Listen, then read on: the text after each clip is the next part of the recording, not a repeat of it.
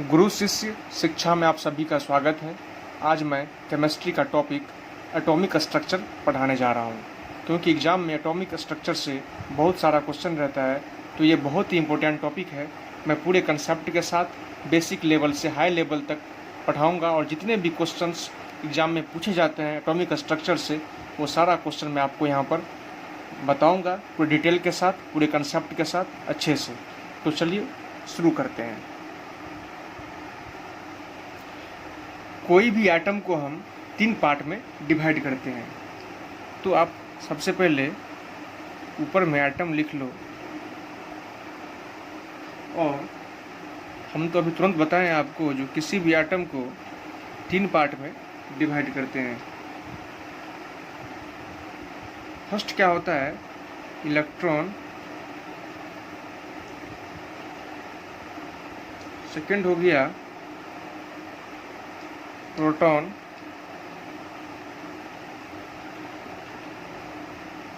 And third हो गया neutron.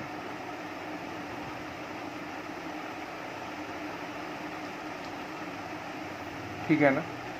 और आपको तो पता ही है, सबसे पहले इलेक्ट्रॉन पर कैसा चार्ज होता है, तो इलेक्ट्रॉन पर निगेटिव चार्ज होता है। ये सब बेसिक क्वेश्चन भी एग्जाम में पूछे जाते हैं। और प्रोटॉन पे कैसा चार्ज होता है, तो प्रोटॉन पर पॉजिटिव चार्ज होता है।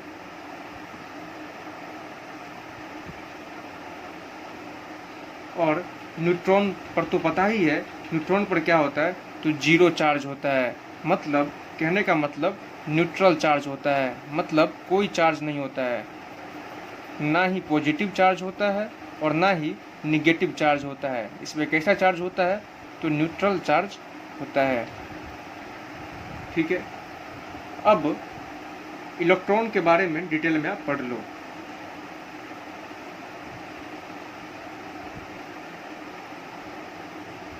इलेक्ट्रॉन का डिस्कवर कौन किया था, तो J Thomson.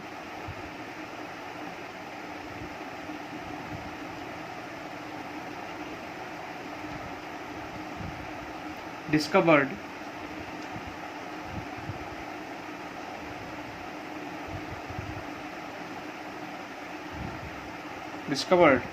the subatomic particle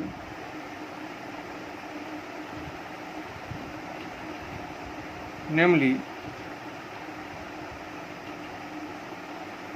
क्या नाम था उसका, इलेक्ट्रॉन।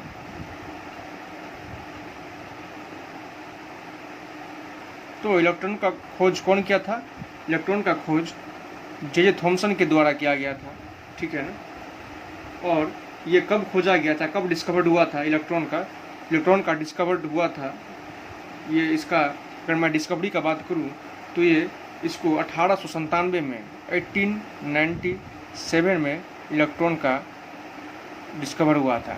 ठीक है ना, 1897 में 1897 में। और मॉडल नेम क्या था, मॉडल नेम भी पढ़ लो आप। और मॉडल नेम था plum pudding model. Plum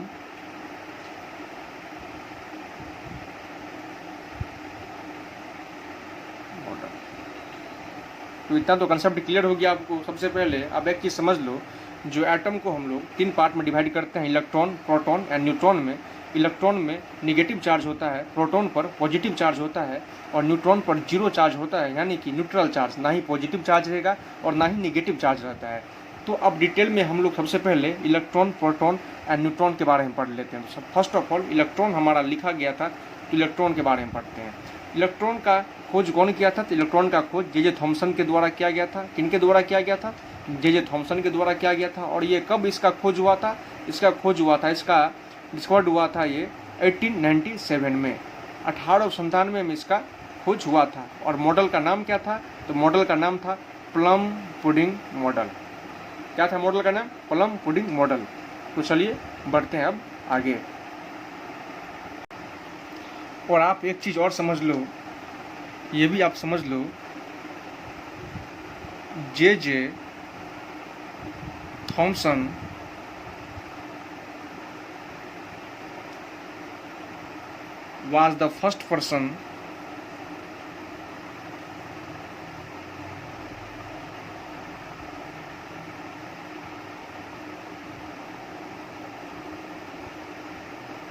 was the first person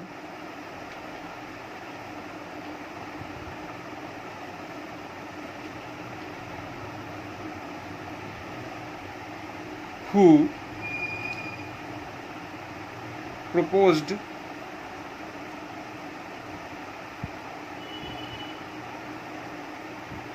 model for the structure of an atom. Model for the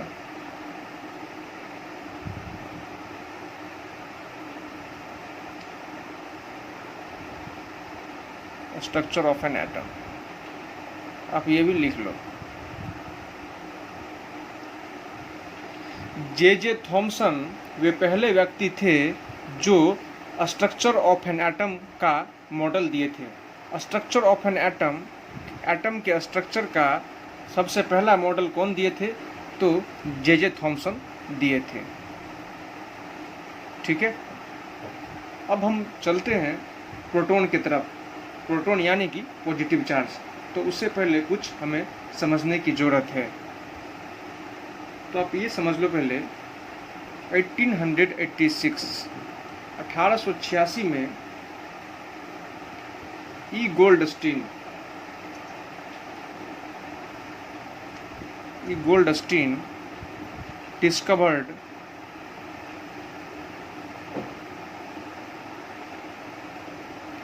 discovered the presence of new radiations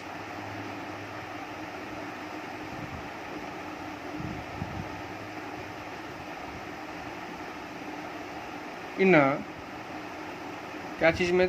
gas discharge. In a gas discharge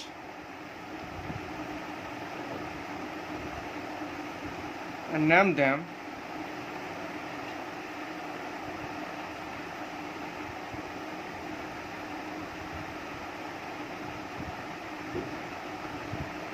gas discharge tube and name them canal rays।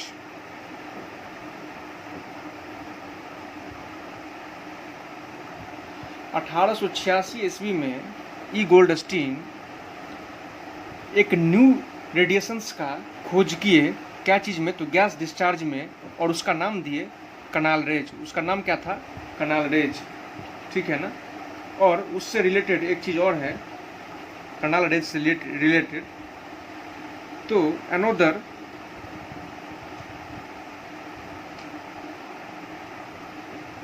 Positively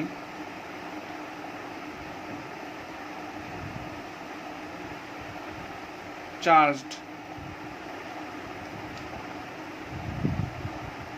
subatomic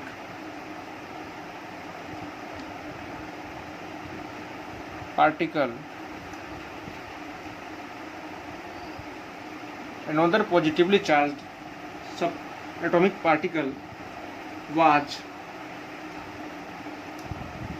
discovered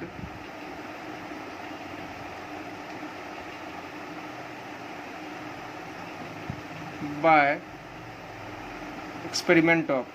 जब ये कनाल raise का experiment कर रहे थे तो एक another positively charge subatomic particle का discover हुआ। उसका नाम क्या था? तो प्रोटॉन था। Experiment of canal rays. किसका एक्सपेरिमेंट कर रहे थे? तो कनाल रेज का, और उसका नाम दिए एंड नेम्ड इट प्रोटॉन। ठीक है ना। दूसरा पॉजिटिवली चार्ज सब एटॉमिक पार्टिकल जो कि डिस्कवर हुआ, कहाँ से डिस्कवर हुआ? तो जब ये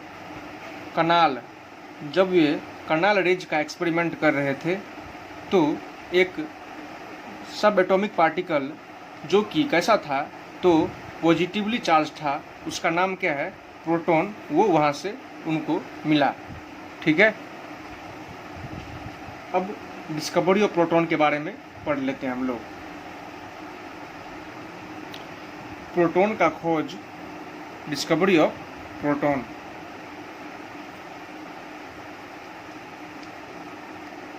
डिस्कवरी ऑफ प्रोटॉन। तो प्रोटॉन का खोज किनके द्वारा किया गया था, तो प्रोटॉन का खोज रदरफोर्ड के द्वारा किया गया था। रदरफोर्ड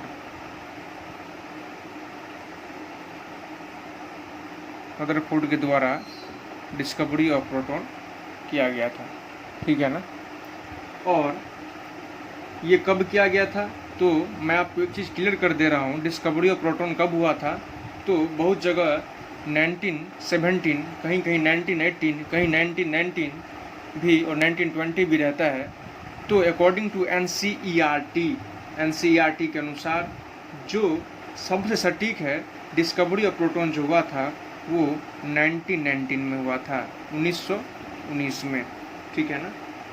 और अगर मैं चार्ज का बात करूं, चार्ज ऑफ प्रोटॉन का मैं अगर बात करूं, तो चार्ज ऑफ प्रोटॉन का अगर मैं बात करूं, तो चार्ज ऑफ प्रोटॉन क्या होता है, चार्ज ऑफ प्रोटॉन होता है 1.6 इंटू 10⁻⁻19। कितना चार्ज रहता है भाई, 1.6 इंटू 10⁻⁻19। ठीक है। और कैसा चार्ज रहता है ये तो पता ही है, पॉजिटिव चार्ज रहता है, क्योंकि प्रोटॉन है तो ऑलरेडी आपको पता ही होना चाहिए इस पर पॉजिटिव चार्ज होगा। अगर मैं मास का बात करूं, अगर मास का बात करूं, तो मास ऑफ प्रोटॉन होता है 1.67 इंटू 10⁻⁻27 kg। मास क्या होता है, 1.67 इंटू 10⁻⁻27 kg। ठीक है ना। अब हम लोग बढ़ते हैं न्यूट्रॉन की तरफ। प्रोटॉन में जो मेन जानकारी था, जो क्वेश्चन पूछा जाता है एग्जाम में, वो मैं आपको क्लियर कर दिया। अब हम लोग न्यूट्रॉन के बारे में पढ़ लेते हैं। मैं एक चीज़ बीच में आपको बोल देता हूँ, अगर आप मेरे चैनल को सब्सक्राइब नहीं किए हैं गुरु शिक्षा को, तो जाके सब्सक्राइब कीजिए, शेयर कीजिए और बेल आइकन को ज़रूर दबाइए, जिससे सबसे पहले नोटिफिकेशन आप पर पहुँचे। मैं जनरल कंपटीशन का सारा चीज़ आपको पूरे कंसेप्ट के साथ basic level to high level पढ़ाने वाला हूँ, चाहे साइंस हो, English, reasoning, maths, GK, GS अगर मैं बात करूँ, या करंट अफेयर, कोई भी चीज़ है पूरी डिटेल के साथ मैं आपको पढ़ाने वाला हूँ। और मेरा बहुत सारा वीडियो भी है, आप जाके देखो, बहुत अच्छा लगेगा आपको। लेकिन आप लोग सब्सक्राइब करो मेरे चैनल को, क्योंकि ये मेरा चैनल नहीं है, आप लोग का अपना चैनल है। तो न्यूट्रॉन पे बात करते हैं आप लोग। सबसे पहले न्यूट्रॉन का खोज कौन किया था, तो न्यूट्रॉन का खोज किया था जेम्स चैडविक ने। कौन किए थे न्यूट्रॉन का खोज, न्यूट्रॉन का खोज किया गया था, तो डिस्कवरी ऑफ न्यूट्रॉन लिख लो आप, discovery of neutron.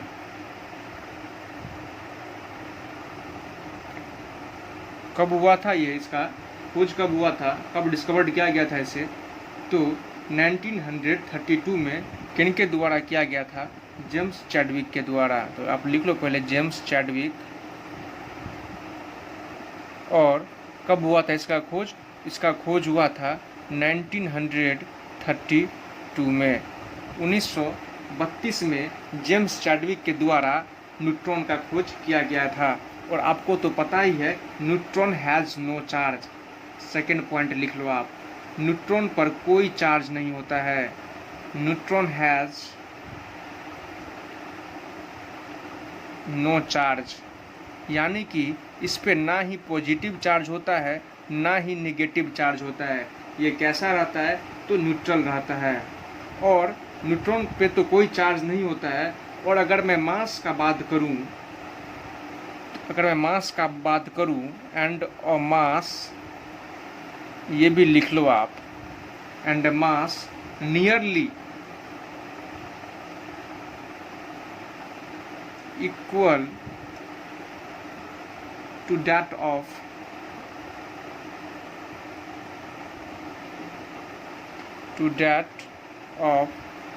A proton. और इसका मास किसके बराबर होता है? नियरली मतलब अप्रोक्सीमेट का मैं बात करूं तो किसके बराबर होता है? ये प्रोटॉन के बराबर होता है, ठीक है ना। और आपको तो पता ही है न्यूट्रॉन्स कहाँ पाया जाता है? तो neutrons are present in the nucleus of all atoms, ये भी लिख लो आप। मैं वैसे एक डिटेल में आपको डायग्राम बना के समझा दूंगा। न्यूट्रॉन्स आर प्रेजेंट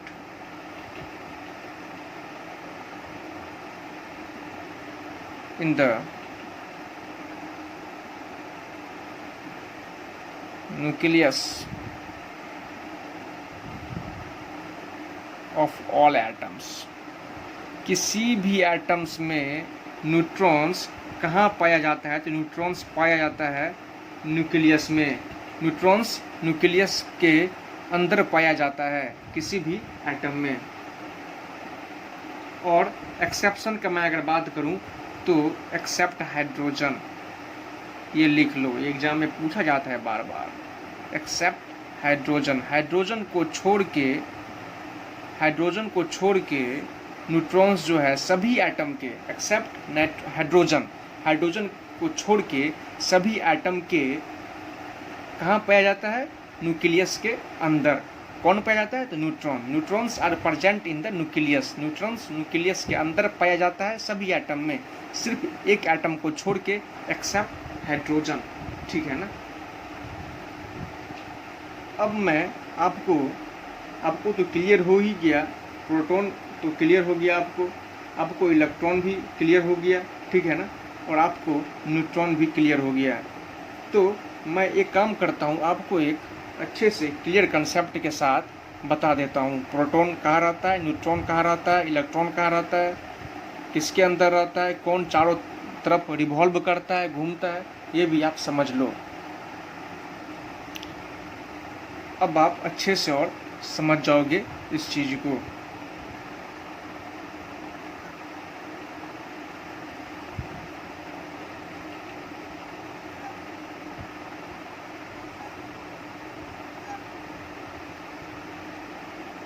ठीक है ना। सबसे पहले हमारा न्यूक्लियस कहाँ रहेगा? न्यूक्लियस कहाँ रहेगा हमारा? यहाँ,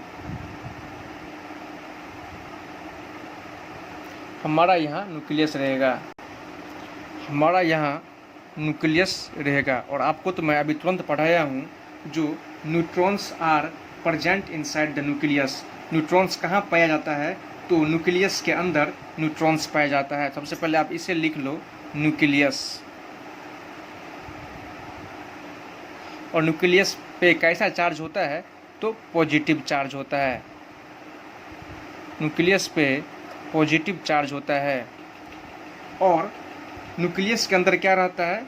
तो न्यूट्रॉन रहता है न्यूक्लियस के अंदर, क्योंकि मैं अभी तुरंत पढ़ाया हूँ आपको, neutrons are present inside the nucleus of all atom. तो यहाँ रहेगा न्यूट्रॉन, किसके अंदर? न्यूक्लियस के अंदर, और प्लस प्रोटॉन।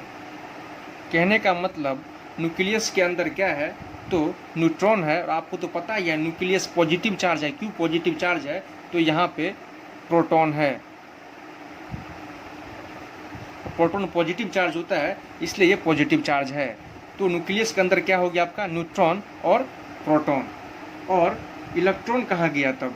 इलेक्ट्रॉन ये क्या करता है ना, रिवॉल्व करता है चारों तरफ, न्यूक्लियस के चारों तरफ ये इलेक्ट्रॉन रिवॉल्व करता है। तो आप इसे लिख लो, इलेक्ट्रॉन्स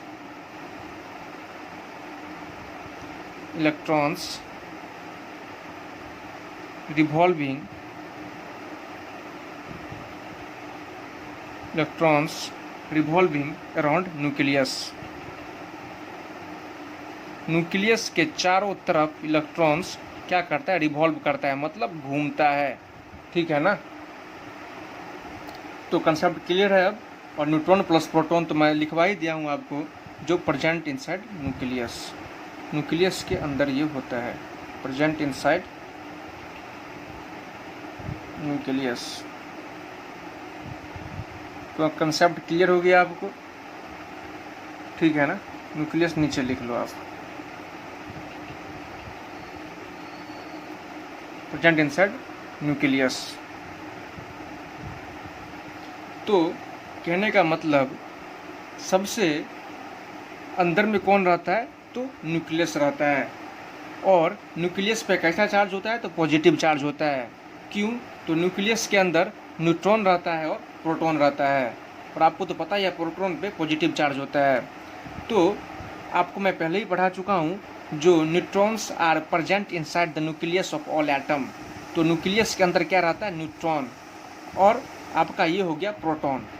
और इलेक्ट्रॉन की मैं अगर बात करूँ, तो इलेक्ट्रॉन रिवॉल्व करता है चारों तरफ।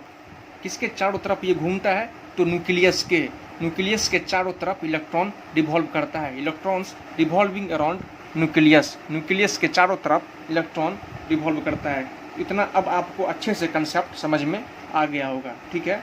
अब बढ़ते हैं हम आगे। अब क्या करो, आप एक चार्ट बना लो, क्योंकि यहाँ से एक ना एक क्वेश्चन किसी भी एग्जाम में, चाहे SSC हो, रेलवे हो, या आप central and state civil services exam में बैठते हो, या डिफेंस में, किसी भी एग्जाम में एक ना एक क्वेश्चन इससे रहता ही है। तो ये मैं जो अभी लिखने वाला हूँ, चार्ट बनाने वाला हूँ, एक पार्टिकल लिख लो। पार्टिकल में लिख लो आप प्रोटॉन्स,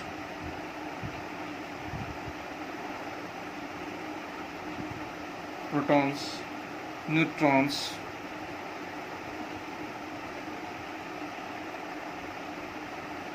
इलेक्ट्रॉन्स।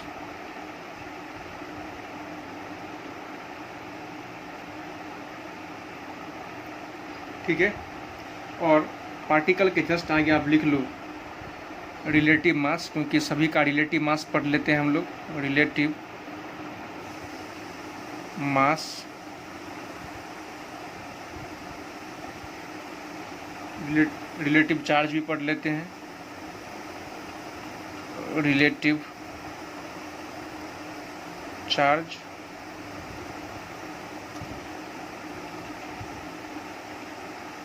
और चार्ज भी पढ़ लेते हैं, रिलेटिव चार्ज और चार्ज दोनों, और मास भी पढ़ लेते हैं, तो मास बाय केजी में, ठीक है ना।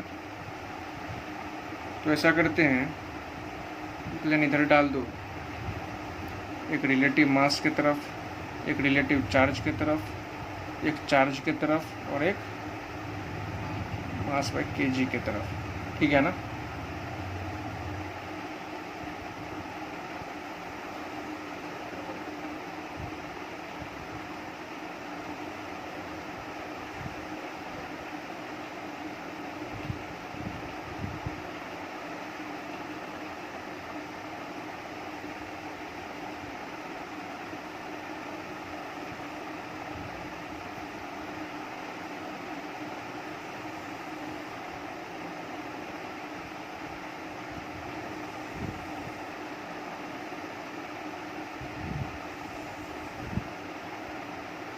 ठीक है। अब मैं बात करूं प्रोटॉन्स का, तो प्रोटॉन्स का रिलेटिव मास क्या होता है, तो 1 होता है। और अगर मैं प्रोटॉन्स का रिलेटिव चार्ज का बात करूं, तो आपको तो पता ही है, जो पॉजिटिव में होगा, प्रोटॉन है तो पॉजिटिव में होगा, और रिलेटिव चार्ज का बात करूं तो +1, ठीक है। और अगर मैं चार्ज का बात करूं प्रोटॉन का, तो +1.6 इंटू 10⁻⁻⁹ क्या होता है, +1.6 इंटू 10⁻⁻⁹, ठीक है ना। और अगर मैं मास बाय केजी का बात करूं प्रोटॉन्स का, तो ये हो जाता है 1.67 इंटू 10⁻⁻27 क्या होता है 1.67 इंटू 10⁻⁻27। अब न्यूट्रॉन्स का मैं बात करूं तो न्यूट्रॉन्स का रिलेटिव मास क्या होता है 1 होता है। और रिलेटिव चार्ज तो पता ही है चार्ज कैसा होता है न्यूट्रॉन्स का, तो नो चार्ज होता है, ना ही पॉजिटिव चार्ज होता है ना ही नेगेटिव चार्ज, मतलब न्यूट्रल रहता है। तो आप यहाँ पे न्यूट्रल लिख लो और अगर मन करे जीरो तो न्यूट्रल और जीरो कुछ भी आप लिख सकते हो, चाहे न्यूट्रल लिख लो चाहे जीरो लिख लो, ठीक है ना। और अगर मैं चार्ज का बात करूँ तो चार्ज तो पता है कोई चार्ज होता ही नहीं है इसमें, तो जीरो चार्ज, ठीक है। और अगर मास का मैं बात करूं तो आपको तो पहले ही मैं बता चुका था जो प्रोटॉन्स का मास और न्यूट्रॉन्स का मास बराबर ही रहता है, ठीक है ना। तो 1.67 इंटू 10⁻⁻27, ठीक है, इतना क्लियर हो गया आपको। 1.67 इंटू 10⁻⁻27। अगर मैं इलेक्ट्रॉन्स का बात करूं तो इलेक्ट्रॉन्स का रिलेटिव मास होता है 0.0005, ठीक है ना। और रिलेटिव चार्ज का मैं बात करूं तो रिलेटिव चार्ज इलेक्ट्रॉन्स है भाई, स्वाभाविक है जब इलेक्ट्रॉन्स हमारा दिया हुआ है और अगर चार्ज का बात हो रहा है तो इलेक्ट्रॉन्स पे तो पहले ही बता चुका था मैं जो नेगेटिव चार्ज होता है, इलेक्ट्रॉन्स पे कैसा चार्ज होता है नेगेटिव चार्ज होता है। और अगर चार्ज की बात करूं मैं तो चार्ज क्या होगा इसमें जो भी होगा नेगेटिव में ही होगा, तो -1.6 इंटू 10⁻⁻19, 1.6 इंटू 10⁻⁻19, ठीक है, इतना क्लियर हो गया। और अगर मैं मास का बात करूं तो इलेक्ट्रॉन्स का मास हो जाएगा, मास बाई केजी का हो जाएगा आपका 9.11 इंटू 10⁻⁻31, 9.11 इंटू 10⁻⁻31। तो ये क्या है ना, ये इससे एक ना एक क्वेश्चन एग्जाम में पूछा ही जाता है, ठीक है। तो आप इसे अच्छे से समझ लो, मैं पूरे कंसेप्ट के साथ बता दिया हूँ आपको। अब बढ़ते हैं हम लोग आगे। अब हम लोग थोड़ा एटॉमिक नंबर क्या होता है, मास नंबर क्या होता है ये पढ़ लेते हैं, ठीक है ना। अब देख लो एटॉमिक नंबर होता क्या है। Atomic number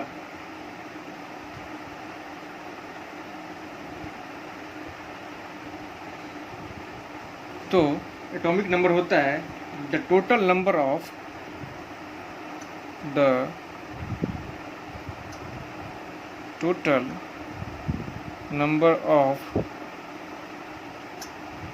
protons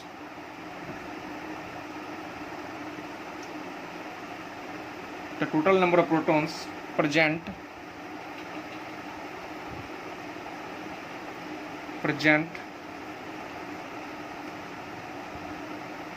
in the nucleus of an atom। आपको तो पता ही है जो प्रोटॉन कहाँ पाया जाता है, तो न्यूक्लियस के अंदर। मैं पहले ही बता चुका हूँ आपको, न्यूक्लियस के अंदर न्यूट्रॉन और प्रोटॉन पाया जाता है, ठीक है ना। और इलेक्ट्रॉन्स न्यूक्लियस के चारों तरफ रिवॉल्व करता है, मतलब घूमता है। तो the total number of protons present in the nucleus of an atom is known as atomic number.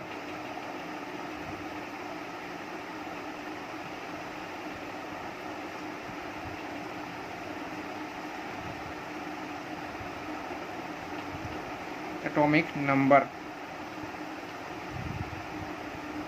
कहने का मतलब the total number of protons present in the nucleus of an atom. Total number of protons जो कि कहाँ पाया जाता है, तो न्यूक्लियस के अंदर पाया जाता है, तो उसे क्या कहते हैं हम लोग एटॉमिक नंबर।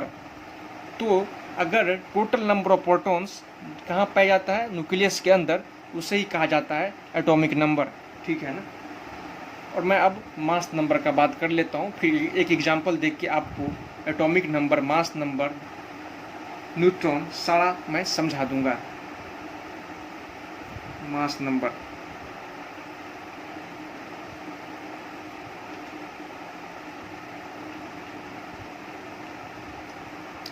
मास नंबर क्या होता है? The sum of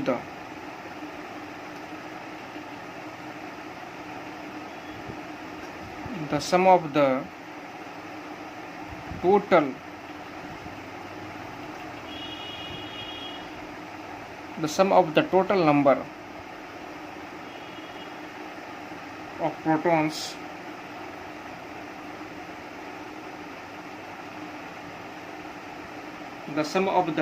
of protons and neutrons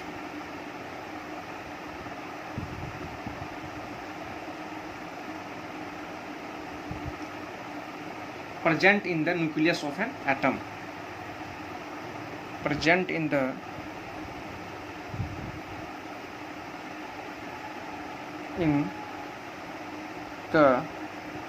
nucleus of an atom is known as mass number.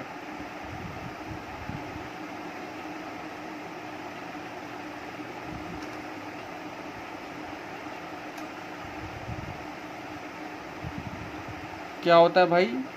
The sum of the total number of protons and neutrons present in the nucleus of an atom is known as mass number. कहने का मतलब हम total number of protons and neutrons को अगर सम करते हैं, कहाँ सम करते हैं? तो जो कि पाया जाता है, कहाँ पाया जाता है? तो न्यूक्लियस के अंदर। न्यूक्लियस के अंदर क्या पाया जाता है? मैं बार बार रिपीट कर रहा हूँ, न्यूक्लियस के अंदर प्रोटॉन्स एंड न्यूट्रॉन्स पाया जाता है। अगर हम उस प्रोटॉन्स एंड न्यूट्रॉन्स को सम कर देते हैं, मतलब जोड़ देते हैं, तो हमारा क्या मिल जाता है? हमारा मास नंबर मिल जाता है। कहने का मतलब the sum of the total number of protons and neutrons. अगर हम प्रोटॉन्स एंड न्यूट्रॉन्स को ऐड कर देते हैं, उसके टोटल नंबर्स को अगर हम ऐड कर देते हैं, तो हमें क्या मिल जाता है? हमें मास नंबर मिल जाता है। मैं एक एग्जाम्पल के साथ आपको अच्छे से समझा दे रहा हूँ। फॉर एग्जाम्पल कार्बन, ठीक है ना? कार्बन का एटॉमिक नंबर क्या होता है? तो कार्बन का एटॉमिक नंबर 6 होता है और मास नंबर कितना होता है? 12 होता है। तो सबसे पहले आप क्या करो, तो मैं इसे भी लिख दे रहा हूँ जो आप लोग को डिवीज़न करने में आसानी हो। एटॉमिक नंबर को क्या चीज़ से हम लोग डिनोट करते हैं? तो एटॉमिक नंबर को हम लोग Z से डिनोट करते हैं, ठीक है ना? और ये हमारा क्या हो गया? Mass number. 12 क्या था? हमारा मास नंबर था। तो कार्बन का 6 हो गया है एटॉमिक नंबर। पता ही आपको कार्बन का एटॉमिक नंबर 6 होता है और ये होता है मास नंबर क्या हो गया इसका? 12 हो गया है, ठीक है ना? यानी कि मतलब अगर 6 एटॉमिक नंबर है, इसका मतलब क्या है? अगर मैं मुझसे एग्जाम में अगर प्रोटॉन पूछा जाएगा तो प्रोटॉन भी इसका 6 है। अब प्रोटॉन क्यों 6 है इसका? क्योंकि आपने खुद डेफिनेशन अभी लिखा है, the total number of protons present in the nucleus of an atom is known as atomic number. मतलब टोटल नंबर ऑफ प्रोटॉन्स, ठीक है ना, कहाँ पाया जाता है? तो न्यूक्लियस ऑफ एन एटम के अंदर पाया जाता है, उसे ही एटॉमिक नंबर कहते हैं। तो आपने तो खुद ही लिखा है, जो टोटल नंबर ऑफ प्रोटॉन्स अगर मिल जाता है हमें, तो वो क्या हो जाता है? एटॉमिक नंबर हो जाता है। तो आपका जब एटॉमिक नंबर 6 है इसका, तो प्रोटॉन भी क्या हो गया? इसका 6 हो गया, ठीक है ना? और मास नंबर आपका 12 हो गया। अब आप लोग के दिमाग में ये चीज़ जरूर आया होगा, जो न्यूट्रॉन कैसे निकाले? तो न्यूट्रॉन निकालने के लिए कुछ भी नहीं करना है आपको, बस आप फिर से अपना एक डिफिनीशन एक बार पढ़ लो। आपने मास नंबर का क्या लिखा हुआ है? The sum of the total number of protons and neutrons present in the nucleus of an atom. मतलब total number of protons and neutrons को अगर आप क्या करते हो? सम करते हो, तो आपको क्या मिल जाता है? मास नंबर, ठीक है ना? तो मास नंबर आपका 12 है और आपका प्रोटॉन क्या है? 6 निकल गया है। तो मतलब इसमें क्या है? तो प्रोटॉन को और न्यूट्रॉन को जोड़ते हो तो आपका क्या मिल जाता है? मास नंबर मिल जाता है। लेकिन आपको यहाँ पे न्यूट्रॉन निकालना है और आपको मास नंबर पहले से ही पता है कि मास नंबर 12 है और प्रोटॉन आपको पता है, जो प्रोटॉन क्या है? 6 है। तो 12 - 6 = 6, यानी कि न्यूट्रॉन कितना हो गया आपका? 6 हो गया। तो इस तरह से आप निकाल सकते हो, ठीक है ना? अब हम कुछ क्वेश्चन आपको बता रहे हैं जो बेहद इम्पोर्टेंट है।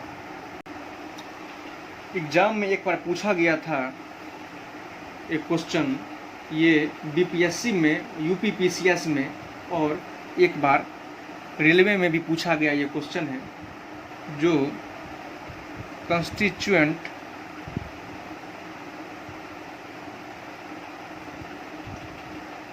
Constituents of atomic nucleus. मैं इसलिए ये क्वेश्चन दिया क्योंकि मैं आपको सारा चीज़ पढ़ा दिया एटॉमिक स्ट्रक्चर में, जितने इम्पोर्टेंट चीज़ें, सारा चीज़ पूरे कंसेप्ट के साथ, बेसिक लेवल से पूरे हाई लेवल तक जितने क्वेश्चन एग्जाम में पूछे जाते हैं, जिस तरह से, जिस टॉपिक से, सारा मैं आपको पढ़ा दिया। अब आपको बस रिवीजन करने की ज़रूरत है, मैं जो पढ़ाया हूँ, ठीक है ना। उससे बाहर कुछ भी नहीं आएगा, जो मैं पढ़ाया हूँ उसी से क्वेश्चन एटॉमिक स्ट्रक्चर से बार बार पूछा जाता है, ठीक है। इसी तरह मैं प्रत्येक टॉपिक को कवर करूँगा, जितने भी टॉपिक्स हैं सारे को मैं कवर करूँगा, ठीक है ना। तो constituents of atomic nucleus are, ये एग्जाम में क्वेश्चन पूछा गया क्वेश्चन है। कहने का मतलब न्यूक्लियस के घटक कौन हैं, constituents of atomic nucleus, atomic nucleus के घटक कौन हैं। तो ऑप्शन में दिया गया था electron and proton, electron proton दिया था, इलेक्ट्रॉन न्यूट्रॉन दिया था, मैं ऐसे कर दे रहा हूँ, मतलब इलेक्ट्रॉन, ठीक है ना, इलेक्ट्रॉन न्यूट्रॉन दिया था, और प्रोटॉन एंड न्यूट्रॉन दिया था, प्रोटॉन न्यूट्रॉन दिया था,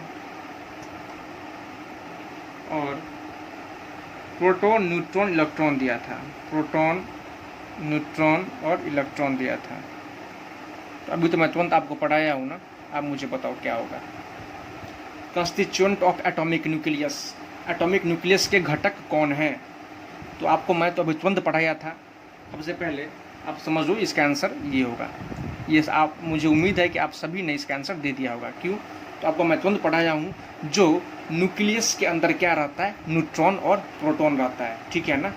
तो neutrons and protons present inside the nucleus of all atom, ठीक है। मैं अगर बात करूं, और मैं न्यूट्रॉन्स का बात ये भी कर दिया था वहाँ के पर, जब मैं पढ़ाया था आपको, एक्सेप्ट हाइड्रोजन, हाइड्रोजन के अलावा, ठीक है ना। Neutrons are present inside the nucleus of all atom except hydrogen, hydrogen को बस छोड़ के। तो यहाँ पे क्वेश्चन है कंस्टिट्यूएंट ऑफ एटॉमिक न्यूक्लियस। तो एटॉमिक न्यूक्लियस के घटक कौन है, न्यूक्लियस के अंदर क्या क्या रहता है, प्रोटॉन रहता है और न्यूट्रॉन रहता है, ठीक है ना। और इलेक्ट्रॉन तो चारों तरफ रिवॉल्व करता है, इलेक्ट्रॉन तो होगा नहीं, तो क्या हो जाएगा, प्रोटॉन एंड न्यूट्रॉन, ठीक है।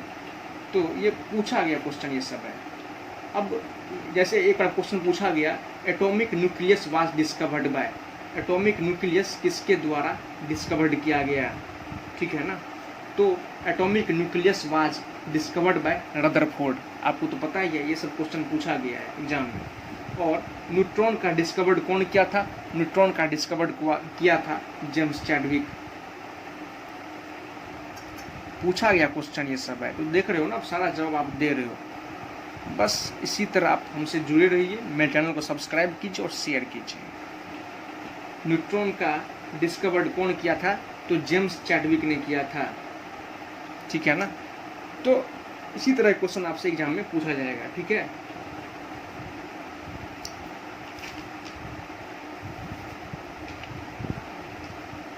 तो आज का ये एटॉमिक स्ट्रक्चर का वीडियो जो मैं बनाया हूँ आज, वो ख़त्म हो गया आपका एटॉमिक स्ट्रक्चर।